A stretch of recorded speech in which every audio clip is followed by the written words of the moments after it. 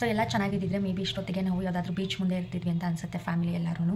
ಥರ ನಾನು ನೋಡ್ಕೊಳ್ಳೋದಕ್ಕೆ ಟ್ರೈ ಮಾಡ್ತೀನಿ, ಬಿಕಾಸ್ ಆಗಲ್ಲ ಒಂಥರ ನೋಡ್ಕೊಳ್ಳೋದಕ್ಕೆ ಯಾರ ಕೈಯಲ್ಲೂ.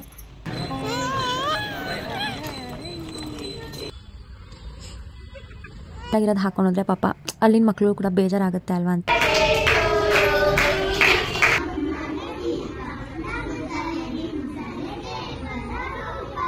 ಬಟ್ ಈ ಮಕ್ಳಿಗೆ ಯಾರ್ದು ಪ್ರೀತಿ ಇಲ್ವಲ್ಲ, ಅದೊಂದು ಸಖತ್ ನನಗೆ ತುಂಬ ಬೇಜಾರಾಗ್ತಾ ಇತ್ತು ಅವತ್ತು. ನನ್ನ ಲೈಫಲ್ಲ ಏನಕ್ಕೆ ಹಿಂಗಾಯಿತು, ಯಾಕೆ ನನ್ನ ಮಗಳಿಗೆ ಈ ಥರ ಆಗಬೇಕಿತ್ತ, ಅಪ್ಪನ ಪ್ರೀತಿ ಇಷ್ಟು ಬೇಗ ಕಳ್ಕೊಳ್ಬೇಕಿತ್ತ ಅವಳು ಅಂತ ಕೂಡ ಅನಿಸುತ್ತೆ. ಮಗಳನ್ನ ಇಷ್ಟು ಬೇಗ ಅವ್ನು ಬಿಟ್ಟು ಹೋಗಬಾರ್ದಿತ್ತು, ಬಟ್ ಏನು ಮಾಡೋದಕ್ಕಾಗಲ್ಲ. ಈ ವಿಡಿಯೋ ನೋಡಿ ಅಟ್ಲೀಸ್ಟ್ ಯಾರಾದರೂ ಒಬ್ರಿಗಾದ್ರೂ ಇನ್ಸ್ಪೈರ್ ಆದರೆ ಚೈತ್ರಕ್ಕ ಅಂದಿದ್ದು ಒಂದೇ ಮಾತು, ಆಮೇಲೆ ಬಂದು ಕಿರಣ್ ಏನಕ್ಕೆ ನೀನು ನನ್ನ ಮಗಳಿಗೆ ಒಂದು ಕೇಕ್ ತಂದು ಕಟ್ ಮಾಡ್ಸೋಕ್ಕಾಗಲಿಲ್ವಾ ನಿನಗೆ ಅಂತ ಅಂದ್ಬಿಟ್ರೆ ಅಂತ ಹೇಳಿ. ಹಾಯ್ ನಮಸ್ಕಾರ ಎಲ್ರಿಗೂ, welcome back to my channel. So ಇವತ್ತು ಗುಬ್ಬಿ ಬರ್ತಡೇ, ಅಂದರೆ ಅವಳಿಗೆ ಇವತ್ತು 1 ವರ್ಷ ಕಂಪ್ಲೀಟ್ ಆಗ್ತಾಯಿದೆ. ಸೊ ಹಾಗಾಗಿ ವ್ಲಾಗ್ ಮಾಡ್ತಾಯಿದ್ದೀನಿ. ವ್ಲಾಗ್ ಮಾಡೋದು ಬೇಡ ಅಂತ ಅಂದ್ಕೊಂಡೆ, ಬಟ್ ವ್ಲಾಗ್ ಮಾಡೋಣ ಅಂತ ಅನ್ನಿಸ್ತು. ಸೊ ಹಾಗಾಗಿ ವಿಡಿಯೋ ಸ್ಟಾರ್ಟ್ ಮಾಡಿಕೊಂಡೆ, ಯಾಕಂದರೆ ಇದೊಂದು ಮೆಮೊರಿ ಅಲ್ವಾ ಅವಳಿಗೆ. ಸೊ ಅವಳು 1 ಇಯರ್ ಬರ್ತಡೇ ಹೇಗೆ ಸೆಲೆಬ್ರೇಟ್ ಮಾಡಿದ್ವಿ ಅಂತ ಅವಳು ಫ್ಯೂಚರಲ್ಲಿ ನೋಡಲಿ ಅಂತ. ಹಾಗೆ ತುಂಬ ಪ್ಲ್ಯಾನ್ಸ್ ಮಾಡ್ಕೊಂಡಿದ್ವಿ ಅವಳು ಬರ್ತಡೇಗೆ. ಲೈಕ್ ಕಿರಣ್ ಎಲ್ಲ ಪ್ಲ್ಯಾನ್ ಮಾಡಿದ್ದ, ಅಂದರೆ ಅವಳು ಹುಟ್ಟೋಕ್ಕೆ ಮುಂಚೆನೇ ಪ್ಲ್ಯಾನ್ ಮಾಡಿದ್ದ. ಸೊ ಪಾಪು ಬರ್ತಡೇನ ನಾವು ಬೀಚಲ್ಲೇ ಮಾಡೋಣ ಅಂತ. ಆಗ ನಮಗಿನ್ನೂ ಗೊತ್ತಿರಲಿಲ್ಲ ಗರ್ಲ್ ಆಗುತ್ತಾ ಬಾಯ್ ಆಗುತ್ತಾ ಅಂತ, ಬಟ್ ನಾವು ತುಂಬ ಕಾನ್ಫಿಡೆಂಟ್ ಆಗಿದ್ವಿ ಗರ್ಲೇ ಆಗುತ್ತೆ ಅಂತ. ಸೊ ಹಾಗಾಗಿ ಅವ್ನು ಪ್ಲ್ಯಾನ್ ಮಾಡ್ಕೊಂಡಿದ್ದ ಅವಳು ಹುಟ್ಟೋಕ್ಕೆ ಮುಂಚೆನೇ ಬರ್ತಡೇನ ನಾವು ಬೀಚಲ್ಲೇ ಮಾಡೋಣ ಅಂತ. ಈವನ್ 1 ವೀಕಿಗೆ ಮುಂಚೆನೂ ಕೂಡ ನಾವು ಕೂತ್ಕೊಂಡೆಲ್ಲ ಡಿಸ್ಕಸ್ ಮಾಡ್ತಾಯಿದ್ವಿ, ಎಲ್ಲಿ ಮಾಡೋಣ, ಹೇಗೆ ಮಾಡೋಣ, ಎಷ್ಟು ಜನ ಹೋಗೋದು ಅಂತೆಲ್ಲ ಫುಲ್ ಡಿಸ್ಕಸ್ ಮಾಡಿದ್ವಿ. ಸಂಡೇನೂ ಕೂಡ ಡಿಸ್ಕಸ್ ಮಾಡಿದ್ವಿ ಅವತ್ತು. ಬಟ್ ಅದೇ ಹೇಳ್ತಾರಲ್ವ, ನಾವು ಅಂದ್ಕೊಳ್ಳೋದು ಒಂದು, ಬಟ್ ದೇವ್ರ ಆಟ ವಿಧಿ ಆಟನೇ ಇನ್ನೊಂದು ಇರುತ್ತೆ ಅಂತ. ಸೊ ಆ ಥರ ಆಯಿತು. ಸೊ ಎಲ್ಲ ಚೆನ್ನಾಗಿದ್ದಿದ್ರೆ ಮೇ ಬಿ ಇಷ್ಟೊತ್ತಿಗೆ ನಾವು ಯಾವುದಾದ್ರೂ ಬೀಚ್ ಮುಂದೆ ಇರ್ತಿದ್ವಿ ಅಂತ ಅನಿಸುತ್ತೆ ಫ್ಯಾಮಿಲಿ ಎಲ್ಲರೂ. ಬಟ್ ಒಂಥರ ತುಂಬ ಬೇಜಾರಾಗ್ತಾಯಿದೆ, ಯಾಕೆಂದರೆ ಅವ್ನು ಈ ಟೈಮಲ್ಲಿ ಇದ್ದಿದ್ದಿದ್ರೆ ಇದೊಂಥರ ಹಬ್ಬ ಥರ ಸೆಲೆಬ್ರೇಟ್ ಆಗಿರ್ತಿತ್ತು. ಕಿರಣ್ ಇದ್ದಿದ್ದಿದ್ರೆ ತುಂಬ ಚೆನ್ನಾಗಿರ್ತಿತ್ತು, ಅವಳು ಬರ್ತಡೇ ಇವಾಗ ಒಂಥರ ಹಬ್ಬ ಥರನೇ ಸೆಲೆಬ್ರೇಟ್ ಆಗಿರ್ತಿತ್ತು. ಬಟ್ ಇಲ್ಲ, ಇವಾಗ ನಮಗೂ ಏನೂ ಮಾಡೋದಕ್ಕೆ ಅಷ್ಟು ಇಂಟ್ರೆಸ್ಟ್ ಇಲ್ಲ. ಇವಾಗ ನಾವು 1 ವರ್ಷದವರೆಗೂ ಏನೂ ಹಬ್ಬ ಸೆಲೆಬ್ರೇಟ್ ಮಾಡಬಾರ್ದು ಅಂತ ಕೂಡ ಹೇಳಿದ್ದಾರೆ ಪೂಜಾರು. ಸೊ ಹಾಗಾಗಿ ನಾವೇನು ಗ್ರ್ಯಾಂಡಾಗಿ ಪಾಪು ಬರ್ತಡೇ ಸೆಲೆಬ್ರೇಟ್ ಮಾಡ್ತಾ ಇಲ್ಲ. ಸಂಜೆ ಒಂದು ಸ್ವಲ್ಪ ಅನಾಥಾಶ್ರಮಕ್ಕೆ ಹೋಗಿ ಬರೋಣ ಅಂತ ಅಂದ್ಕೊಂಡಿದ್ದೀವಿ.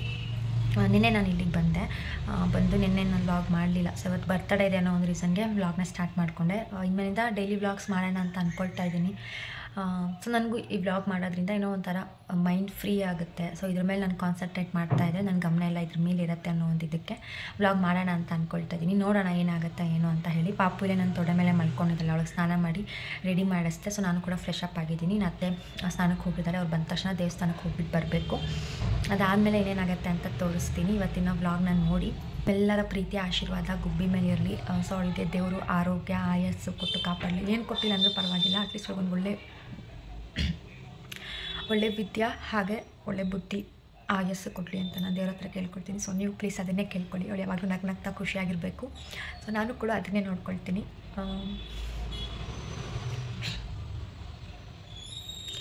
ಕಿರಣ್ ಇದ್ದಾಗ ಹೇಗೆ ನೋಡ್ಕೊತಿದ್ನೋ ಸೊ ಅದೇ ಥರ ನಾನು ನೋಡ್ಕೊಳ್ಳೋದಕ್ಕೆ ಟ್ರೈ ಮಾಡ್ತೀನಿ.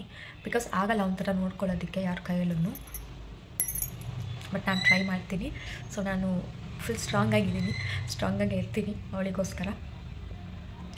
ಸೊ ಅವನ ಥರ ಅಲ್ಲ ಅಂತಂದ್ರು ಅವಳಿಗೇನು ನೋವಾಗದಿರೋ ಥರ ಒಳ್ಳೆ ವಿದ್ಯೆ ಕೊಟ್ಟು ಅವಳನ್ನ ಚೆನ್ನಾಗಿ ನೋಡ್ಕೊಳ್ಳೋಕೆ ಟ್ರೈ ಮಾಡ್ತೀನಿ. ಟ್ರೈ ಎಲ್ಲ ಡೆಫಿನೆಟಾಗಿ ನಾನು ಮಾಡ್ತೀನಿ.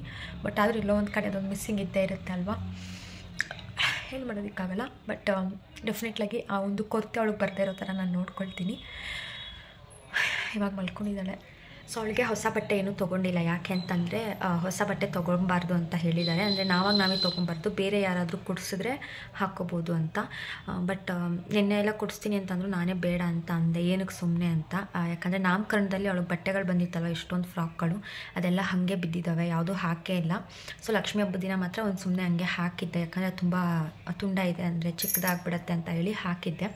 ಸೊ ಇನ್ನು 2 ಫ್ರಾಕ್ ಇತ್ತು, ಅದು ಇವಾಗ ಅವಳಿಗೆ ಕರೆಕ್ಟಾಗಿ ಆಗುತ್ತೆ. ಇನ್ನೊಂದು ಸ್ವಲ್ಪ ಫ್ರಾಕ್ಗಳು ಸ್ವಲ್ಪ ದೊಡ್ಡದಿದೆ, ಹಾಗಾಗಿ ಅದನ್ನು ನೋಡಿಬಿಟ್ಟು ಅದನ್ನೇ ಒಂದು ಹಾಕಿದ್ದೀನಿ. ಇನ್ನೊಂದು ಈವ್ನಿಂಗ್ ಹಾಕ್ತೀನಿ. ಅವಳಿಗೆ ಫ್ರಾಕ್ ಹಾಕ್ಕೊಳ್ಳೋದು ಅಂದ್ರೇ ಅಲರ್ಜಿ.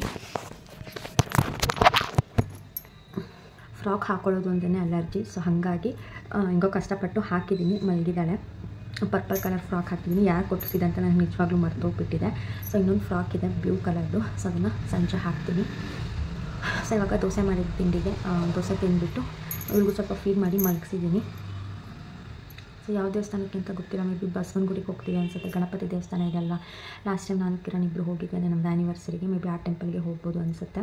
ಸೊ ವಿಡಿಯೋ ಕಂಟಿನ್ಯೂ ಮಾಡ್ತೀನಿ. ಸೊ ನೋಡಿ ನಿಮಗೆ ಇಷ್ಟ ಆದರೆ ನನ್ನ ಚಾನಲ್ನ ಸಬ್ಸ್ಕ್ರೈಬ್ ಮಾಡ್ಕೊಳ್ಳಿ. ಅವಳನ್ನ ಇಲ್ಲೇ ಬೆಡ್ ಮೇಲೆ ಮಲಗಿಸ್ತಾ ಇದ್ದೀನಿ. ಸೊ ಮಲಗಿಸ್ಬಿಟ್ಟು ಒಂದು ಕ್ಲಿಪ್ ಇತ್ತು, ಅದನ್ನು ಹಾಕೋಣ ಡ್ರೆಸ್ಸಿಗೆ ಮ್ಯಾಚ್ ಆಗೋ ಥರ ಅಂತ. ಪರ್ಪಲ್ ಕಲರ್ದು ಟೆಕ್ಸ್ಟ್ ಮಾರ್ಟಲ್ಲಿ ತೊಗೊಂಡು ಬಂದಿದ್ವಿ.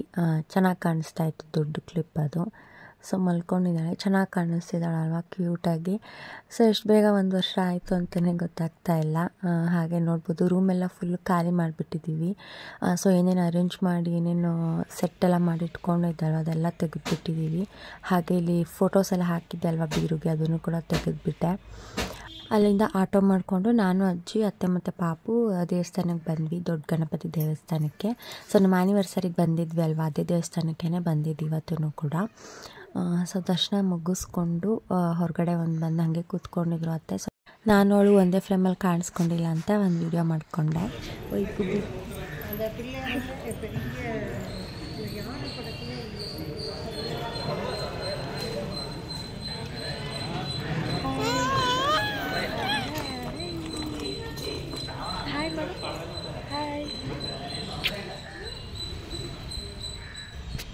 ओय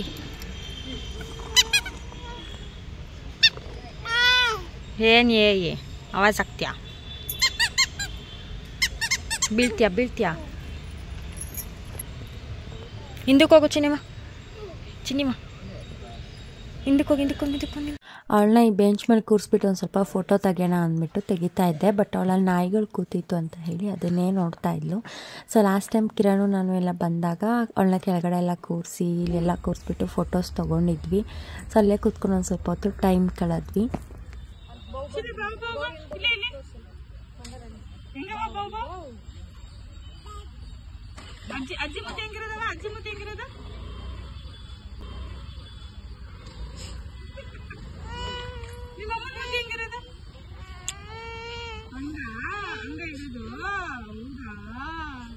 ಇಲ್ವಾ ಹಂಗೆ ಆಯ್ತಾ? ಅಜ್ಜಿ ಮುತ್ತೆ ಹೆಂಗೈತವ? ಅಜ್ಜಿ ಮುತ್ತೆ ಹೆಂಗೈತ? ಅಜ್ಜಿ ಮುತ್ತೆ ತೋರ್ಸು. ಅಜ್ಜಿ ಮುತ್ತೆ ತೋರ್ಸು. ಅಜ್ಜಿ ಮುತ್ತೆ ತೋರ್ಸು. ಅವಳಲ್ಲಿ ನಾಯಿಗಳ ಹತ್ರ ಹೋಗಬೇಕು, ಹಂಗಾಗಿ ಕೆಳಗಡೆ ಇಳಿಯೋದಕ್ಕೆ ಟ್ರೈ ಮಾಡ್ತಾ ಇದ್ಲು. ಇವಾಗ ದೇವಸ್ಥಾನದಿಂದ ಬಂದ್ವಿ. ಟೈಮ್ ಇವಾಗ 12 ಗಂಟೆ ಆಗಿದೆ, ಅಂದರೆ ಒಂದು 10-15 ನಿಮಿಷ ಆಯಿತು ಬಂದು. ಸೊ ಇವಾಗ ಸ್ವಲ್ಪ ಡ್ರೆಸ್ ಎಕ್ಸ್ಚೇಂಜ್ ಮಾಡೋಣ ಅಂತ ಫುಲ್ ಲೂಸ್ ಇದೆ. ಹಾಗಾಗಿ ನಾವು ಹೋಗಿದ್ದು ಬಸವನಗುಡಿ ದೇವಸ್ಥಾನಕ್ಕೆ. ಲಾಸ್ಟ್ ನಮ್ಮದು ಆ್ಯನಿವರ್ಸರಿಗೆ ಹೋಗಿದ್ವಿ ಅಲ್ವಾ, ಅದೇ ದೇವಸ್ಥಾನಕ್ಕೆ ಹೋಗಿದ್ದು. ಸೊ ಅದೊಂಥರ ಬೇಜಾರಾಗ್ತಾಯಿತ್ತು ಅಲ್ಲಿ ಹೋದಾಗ, ಅಲ್ಲಿ ಕೂತ್ಕೊಂಡಿದ್ದು ಫೋಟೋಸ್ ತಗೊಂಡಿದ್ದು ಅದೇ ಜಾಗದಲ್ಲಿ. ಮತ್ತೆ ಇವತ್ತು ಹೋಗಿ ಕೂತ್ಕೊಂಡು ಒಂದು ಸ್ವಲ್ಪ ಹೊತ್ತು ಬಂದ್ವಿ. ತುಂಬ ಬೇಜಾರಾಗ್ತಾಯಿತ್ತು ಆ್ಯಂಡ್ ತುಂಬ ಮಿಸ್ ಮಾಡ್ಕೊತಾ ಇದ್ದೆ.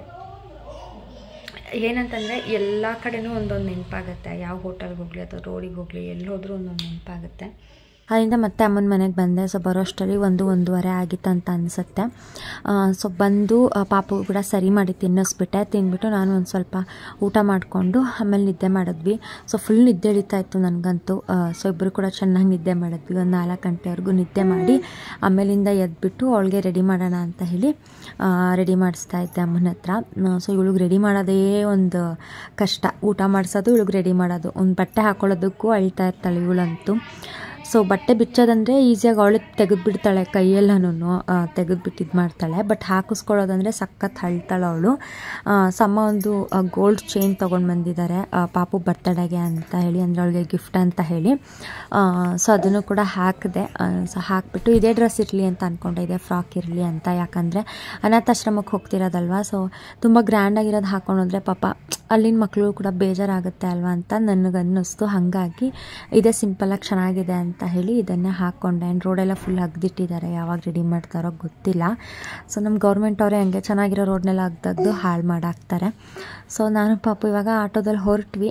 ಸೊ ವೈಟ್ ಫ್ರಾಕು ಇವ್ಳಿಗೆ ಚೆನ್ನಾಗಿ ಕಾಣಿಸುತ್ತೆ ವೈಟು. ಹಾಗೆ ಮುಂದೆಗಡೆ 2 ಕ್ಲಿಪ್ ಹಾಕಿದ್ದೆ, ವೈಟದು ಶೂ ಕೂಡ ಹಾಕಿದ್ದೆ. ಸೊ ಇವಾಗ ಟೈಮ್ ಬಂದು 7 o'clock ಆಗಿದೆ. ಅಮ್ಮನ ಮನೆಯಿಂದ ಬಂದು ಸ್ವಲ್ಪ ಪಾಪುಗೆ ಸರಿಗಿರಿ ತಿನ್ನಿಸ್ದೆ. ಸೊ ಇವಾಗ ಅನಾಥಾಶ್ರಮದಿಂದ ಕಾಲ್ ಮಾಡಿದ್ರು, ಇವಾಗ ಹೊರಡಬೇಕು. ಸೊ ಅಲ್ಲಿ ಏನಾಗುತ್ತೆ ಏನೋ ಅಂತ ತೋರಿಸ್ತೀನಿ. ಬಟ್ ಒಂದು ಕಡೆ ತೋರಿಸೋದು ಬೇಡ ಅನ್ನಿಸ್ತಿದೆ, ಮಕ್ಕಳು ಮುಖ ಎಲ್ಲನೂ ನೋಡೋಣ ಹೇಗಾಗುತ್ತೆ, ಮಾಡ್ತೀನಿ. ಸೊ ಬನ್ನಿ ಹೋಗೋಣ. ಅವರೇ ಕಾಲ್ ಮಾಡಿ ಕರಿತೀನಿ ಅಂತ ಹೇಳಿದರು, ಹಾಗಾಗಿ ಅವ್ರ ಕಾಲಿಗೆ ವೆಯ್ಟ್ ಮಾಡ್ತಾಯಿದ್ವಿ. ಸೊ 7 o'clock ಆಗಿತ್ತಲ್ಲ, ಸೊ ಬರೋದು ಎಷ್ಟೊತ್ತಾಗುತ್ತೋ ಏನೋ ಗೊತ್ತಿಲ್ಲ. ಹಾಗಾಗಿ ಪಾಪಗೂ ಕೂಡ ಸರಿ ಮಾಡಿ ತಿನ್ನಿಸ್ಬಿಟ್ಟೆ ನಾನು. ಆಮೇಲೆ ಮಕ್ಕಳನ್ನ ಲೈನಾಗಿ ಈ ಥರ ಕೂರಿಸಿದ್ರು. ಸೊ ಕೂರಿಸ್ಬಿಟ್ಟು ಪಾಪುಗೆ ವಿಶ್ ಕೂಡ ಮಾಡಿದ್ರು. ಪಾಪು ಹೆಸರು ಹೇಳ್ಬಿಟ್ಟು ವಿಶ್ ಎಲ್ಲ ಮಾಡಿದ್ರು. ಸೊ ಈ ಮಕ್ಕಳನ್ನೆಲ್ಲ ನೋಡ್ತಿದ್ದಾಗ ನನಗಂತೂ ಸಖತ್ತು ಬೇಜಾರಾಯಿತು. ಸೊ ಪಾಪುನ ನಾನು ಕೆಳಗಡೆ ಬಿಡ್ತಾ ಇದ್ದೆ ಹೋಗಿ ಆಟಾಡು ಅಂತ ಹೇಳಿ. ಬಟ್ ಅವಳು ಇವಾಗ ಹೆಂಗೆ ಅಂತಂದರೆ ಹೊಸ ಮುಖಗಳನ್ನ ನೋಡಿದ್ರೆ ಹೋಗೋದೇ ಇಲ್ಲ. ಸೊ ಪರಿಚಯ ಇರೋರಾದರೆ ಹೋಗಿಬಿಡ್ತಾಳೆ. ಸೊ ಫಸ್ಟ್ ಟೈಮ್ ಏನಾದರೂ ನೋಡ್ತಾ ಇದ್ರು ಅಂತಂದರೆ ನನ್ನನ್ನು ಬಿಡೋದೇ ಇಲ್ಲ, ಹಿಡ್ಕೊಂಡ್ಬಿಡ್ತಾಳೆ ಗಟ್ಟಿಗೆ ಕೋತಿ ಮರಿ ಥರ.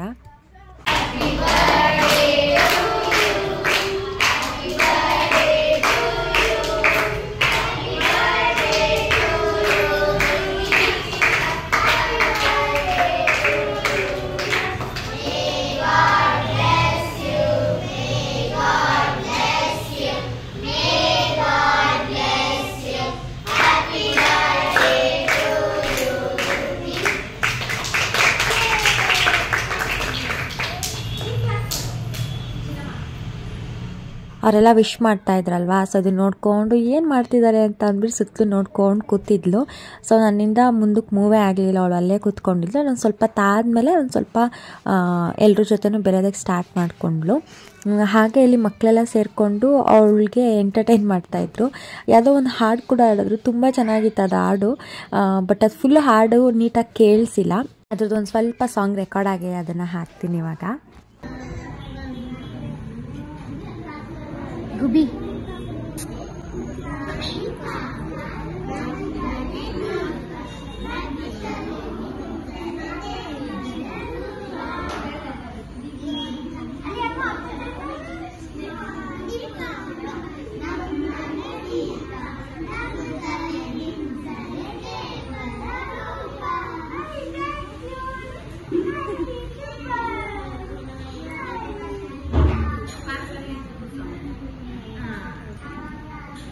ಎಲ್ಲರೂ ಸೇರಿಕೊಂಡು ಒಂದೇ ಸಲ ಹಾಡ್ತಾರೆ, ಅದೊಂಥರ ಕೇಳೋಕ್ಕೆ ಚಂದ. ಸೊ ತುಂಬ ಚೆನ್ನಾಗಿ ಆಡ್ತಾಯಿದ್ರು. ಸೊ ಒಂದು ಸ್ವಲ್ಪ ಹೊತ್ತು ಕೂತ್ಕೊಂಡಿದ್ಲು, ನಿದ್ದೆ ಬರೀ ಬಂದಿತ್ತು ಅವಳಿಗೆ ಅಂತ ಅನಿಸುತ್ತೆ. ಸೊ ಕಣ್ಣೆಲ್ಲ ಉಚ್ಕೊತಾ ಇದ್ಲು. ಅವಳಿಗೆ ಸರಿ ತಿನ್ಸ್ಕೊಂಡು ಬಂದು ಒಳ್ಳೆ ಕೆಲಸ ಮಾಡಿದೆ ಅಂತ ಅನ್ನಿಸ್ತು ನನಗೆ.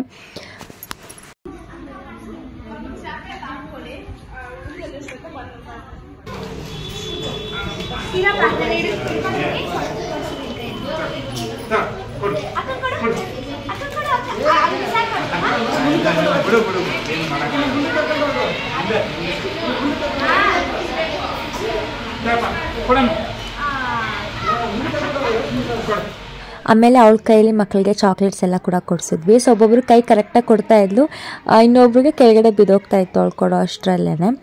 ನಿಜವಾಗ್ಲೂ ಈ ಮಕ್ಕಳನ್ನ ನೋಡಿ ತುಂಬಾ ಬೇಜಾರಾಗೋಯ್ತು.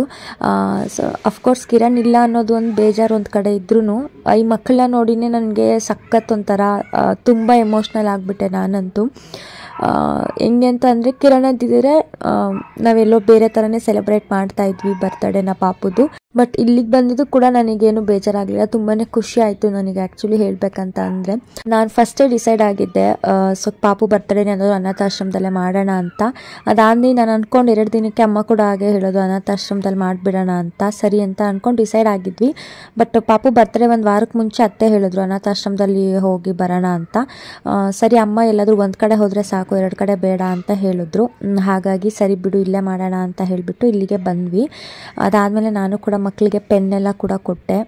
ಒಂಥರ ಸಖತ್ತು ಬೇಜಾರಾಗ್ತಾಯಿತ್ತು ನನಗಂತೂ ಈ ಮಕ್ಕಳುಗಳನ್ನೆಲ್ಲ ನೋಡಿ. ಏನಕ್ಕೆ ಯಾಕೆ ಈ ಥರ ದೇವ್ರು ಈ ಥರ ಮಾಡ್ತಾನೆ ಅಂತ ಒಂದು ಕಡೆ ಸ್ವಲ್ಪ ಸಮಾಧಾನ ಅನ್ನಿಸ್ತಿತ್ತು. ಅಟ್ಲೀಸ್ಟ್ ನನ್ನ ಮಗಳಿಗೆ ಅಮ್ಮ ಅಂತಾದರೂ ಇದ್ದೀನಿ, ಎಲ್ಲರೂ ಪ್ರೀತಿ ಇದೆ ಅವಳಿಗೆ, ಅಜ್ಜಿ ತಾತ ಆಗಿರ್ಬೋದು, ಮಾವನ ಪ್ರೀತಿ, ಚಿಕ್ಕಪ್ಪನ ಪ್ರೀತಿ, ಎಲ್ಲರ ಪ್ರೀತಿ ಇದೆ. ಬಟ್ ಈ ಮಕ್ಕಳಿಗೆ ಯಾರ್ದು ಪ್ರೀತಿ ಇಲ್ವಲ್ಲ, ಅದೊಂದು ಸಖತ್ ನನಗೆ ತುಂಬ ಬೇಜಾರಾಗ್ತಾಯಿತ್ತು ಅವತ್ತಂತೂ. ಆ್ಯಂಡ್ ಕಿರಣ್ ಇರಬೇಕಿತ್ತು ಅಂತ ತುಂಬಾ ಅನ್ನಿಸ್ತಾ ಇತ್ತು. ಬಿಕಾಸ್ ತುಂಬ ಏನೇನೋ ಪ್ಲ್ಯಾನ್ ಮಾಡ್ಕೊಂಡಿದ್ವಿ ನಾವು, ಅವಳು ಬರ್ತಡೇನ ಹಾಗೆ ಮಾಡಬೇಕು ಹೀಗೆ ಮಾಡಬೇಕಂತ.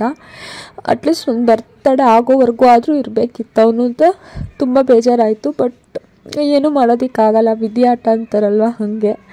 ಮೇ ಬಿ ಅವನಿಗೆ ಮಗು ಬರ್ತಡೇ ನೋಡೋ ಅದೃಷ್ಟ ಇರಲಿಲ್ಲ, ಅವನ ಜೊತೆ ಇರೋ ಅದೃಷ್ಟ ನಮಗಿರಲಿಲ್ಲ ಅಂತ ಅನಿಸುತ್ತೆ.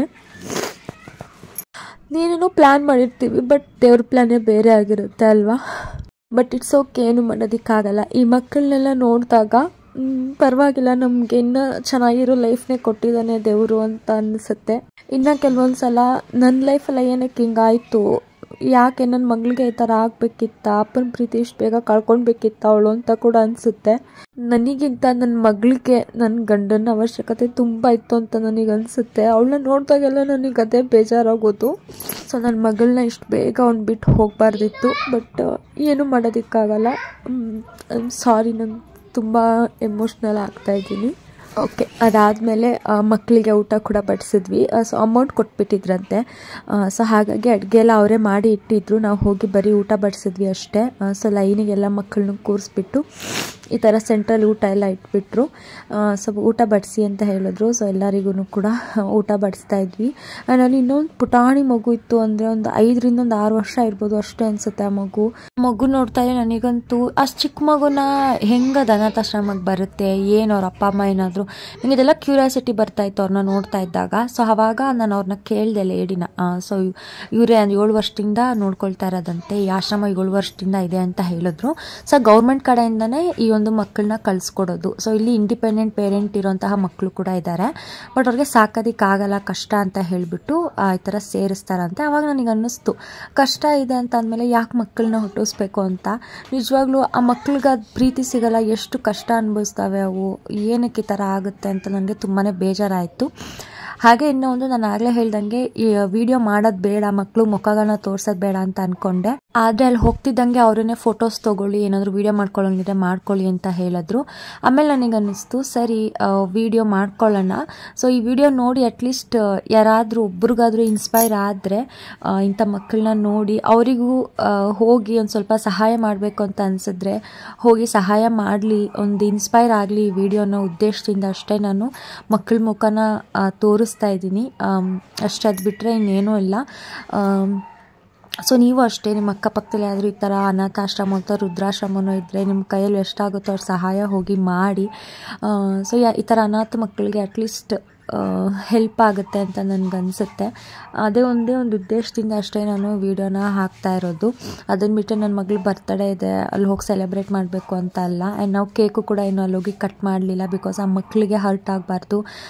ನಮಗೂ ಇದ್ದಿದ್ರೆ ಅಪ್ಪ ಅಮ್ಮ ಈ ಥರ ಮಾಡ್ತಿದ್ರೇನೋ ಅಂತ ಅವಕ್ಕೆ ಫೀಲ್ ಆಗಬಾರ್ದು ಅನ್ನೋ ಒಂದು ಉದ್ದೇಶದಿಂದ ನಾವು ಕೇಕೆಲ್ಲ ಏನಲ್ಲಿ ಕಟ್ ಮಾಡಿಸ್ತಿಲ್ಲ. ಸೊ ಹಾಗಾಗಿನೇ ನನ್ನ ಪಾಪುಗೆ ಸಿಂಪಲಾಗಿರೋಂತಹ ಬಟ್ಟೆನ ನಾನು ಹಾಕ್ಕೊಂಡೋಗಿದ್ದು ಅಲ್ಲಿಗೆ. ಸೊ ಅದಾದಮೇಲೆ ಮಕ್ಕಳು ಪ್ರೇಯರ್ ಕೂಡ ಮಾಡಿದ್ರು.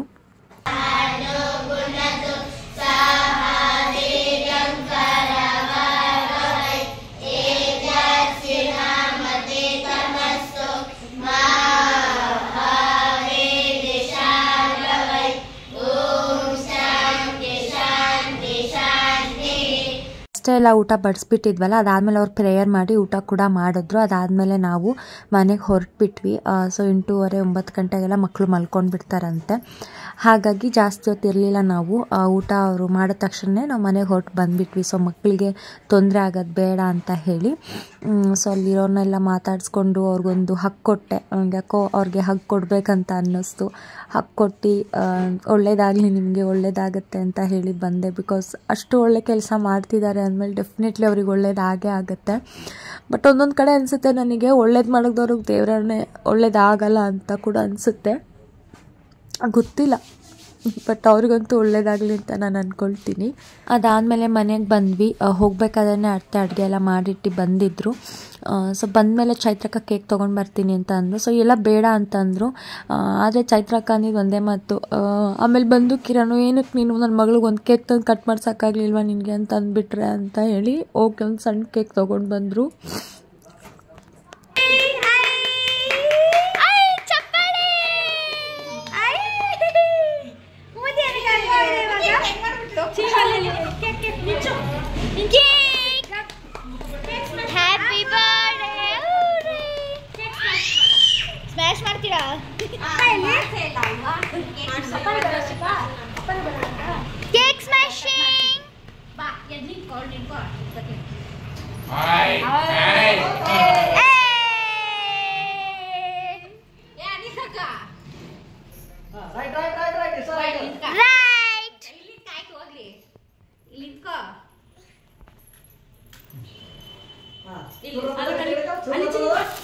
Happy birthday to you.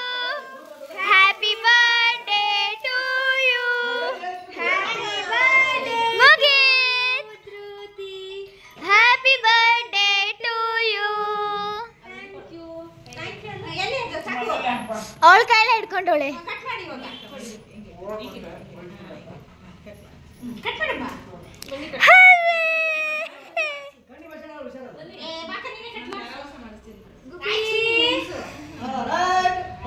Happy birthday. ಹಿಂದೆಯಿಂದ ಮಾಡೇಮ್ಮ ನೀನು ಬನ್ನಿ ಬನ್ನಿ ಬಾಕ ಕ್ರೈಯಿಂಗ್. ಅವಳು ಕಟ್ ಮಾಡಬೇಕು. ಸರಿ ಎಲ್ಲ ನಾವೇ ಕಟ್ ಮಾಡೋಣ ಬಿಡಿ. Happy birthday happy birthday. Cut ಮಾಡಬೇಕು. ಓಕೆನಾ? ಕುಯ್ಬಿಟ್ಲು, ಕುಯ್ಯೋಗೆ ಹೋಗ್ಬಿಟ್ಲು, ಚಿಟ್ಬಿಟ್ಟು ಅಲ್ಲಿ ಕುಯ್ಯೋಗಿ ತೆತ್ತಾಗಿ ಚಾಕು ತಗೊಂಡು ಚೂರು ಬೇಡ ತಿನ್ಸೋ. ಸೊ ಕ್ಯಾಂಡಲ್ ಹಚ್ಚಿದಾಗ ಫುಲ್ ಎದ್ರುಕೊಂತ ಇದ್ಲು ಅವಳಂತೂ. ಅದಾದಮೇಲೆ ಕೇಕ್ ಕೂಡ ಕಟ್ ಮಾಡಿಸಿದೆ. ಏನಂದರೆ ಅವಳಿಗೆ ಚಾಕು ತೊಗೊಂಡು ಆ ಕೇಕ್ ಕಟ್ ಮಾಡೋದಂದರೆ ಇಷ್ಟ, ಏನೋ ಒಂಥರ. ಒಂದೆರಡು ಸಲ ಕಟ್ ಮಾಡಿಸಿದ್ನಲ್ಲ, ಮತ್ತೆ ಮಾಡಿಸು ಅಂತ ಕೈ ಇದು ಮಾಡ್ತಾಯಿದ್ಲು. ಅದಾದಮೇಲೆ ಎಲ್ರಿಗೂ ಕೂಡ ಹೋಗಿ ಒಂದು ಸ್ವಲ್ಪ ನಾನೇ ಅವ್ರಿಗೆ ಎಲ್ಲಿ ಕೂತಿದ್ರು ಅದೇ ಜಾಗದಲ್ಲಿ ಹೋಗಿ ಪಾಪು ಕೈಯಲ್ಲಿ ಕೇಕ್ನ ತಿನ್ನಿಸ್ದೆ. ಲೂಯಿ ಒಳಗೆ ಬರಲಿಲ್ಲ ಅಂದರೆ ಅವನಿಗೆ ಕೇಕ್ ಕಟ್ ಮಾಡಿಸೋದು ಬೇಡ ಅಂತ ಇದ್ದ ಈ ವರ್ಷ, ಯಾಕಂದರೆ ಕಿರಣ್ ಇಲ್ಲ ಅಂತ ಹೇಳಿ. ಬಟ್ ಚೈತ್ರಕ್ಕ ಅವನು ಇದ್ದಿದ್ರೆ ಮಾಡಿಸಿರ್ತಿದ್ದ ಅಲ್ವಾ. ನಮಗೆ ಅನ್ಕೊತಾನೆ ಇವ್ರಿಗೊಂದು ಕೇಕ್ ಅಂತ ಕಟ್ ಮಾಡೋಕ್ಕಾಗಿಲ್ವಾ ಅಂತ ಅಂದ್ಕೊಳ್ತಾನೆ ಅಂತ ಹೇಳಿಬಿಟ್ಟು ಸೊ ಚೈತ್ರಕ್ಕ ತೊಗೊಂಡು ಬಂದು ಕಟ್ ಮಾಡಿಸಿದ್ರು. ಸೊ ನನ್ನ ಮಗಳು ಎಂಥ ಕಿಲಾಡಿ ಅಂದರೆ ಯಾರಿಗೂ ಕೇಕ್ ತಿನ್ಸಿಲ್ಲ ನೋಡಿ, ಗಗನಿಗೆ ಮಾತ್ರ ಎಷ್ಟು ನೀಟಾಗಿ ಹಾರ್ಟ್ ತೆಗೆದು ತಿನ್ಸಿದ್ಲು ಅಂತ.